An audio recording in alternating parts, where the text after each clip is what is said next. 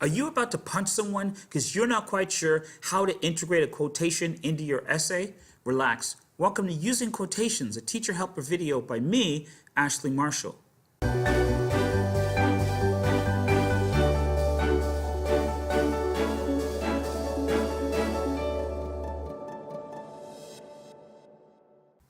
In this video, we're going to learn how to integrate a quotation, how to use long quotations, and how to alter quotations if we need to. Let's go. Imagine that you've got a friend who's in a bit of a funk because she doesn't know how to deal with a situation. You're not quite sure what to say, but then you remember that long ago, somebody wise once said, if you don't stand for something, you will fall for anything. And you've realized that saying the right thing at the right time can have such a great impact on your friend. It's at that point that you realize that words have power. Using someone else's words is what we call quoting, and their exact words or the words that you use, that's your quotation. We can be convinced sometimes that our opinion is right, but our opinion is a lot stronger when we can show that other people agree with us. In other words, when we can quote from other people, it adds credibility or validity or weight to our argument or position. In academics, we are expected to quote for two main reasons. One, quotes help to prove what we're saying, and secondly, they show that we know what we're talking about. Quotations must be integrated and not isolated. Again, integrated and not isolated. Well, what do I mean by that? Well, here's an example of what a student might do. You can see here that we have our quotation, but the quotation is its own sentence. It's isolated from the rest of the paper. If your quotation is isolated from the rest of the paper, you're doing it wrong. Here's how it should look.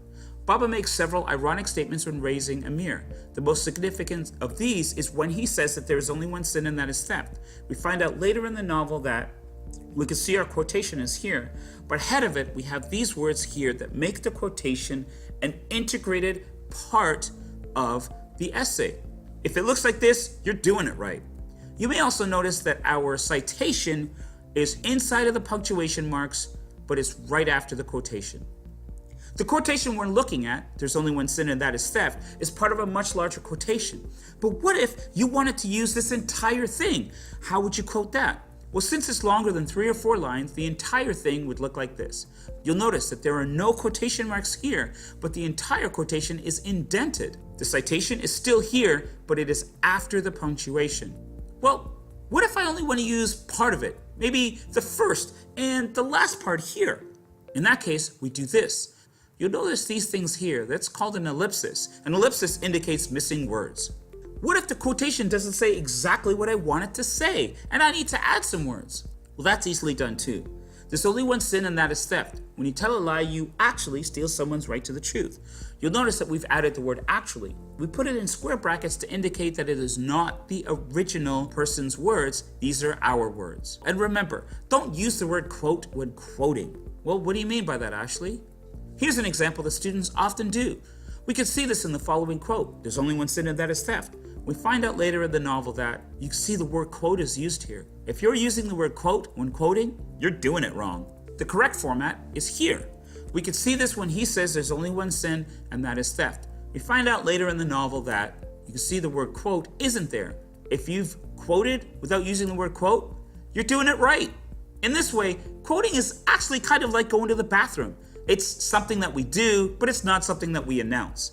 In this video, we've looked at how to integrate a quotation, how to use long quotes, and how to alter quotes if we need to.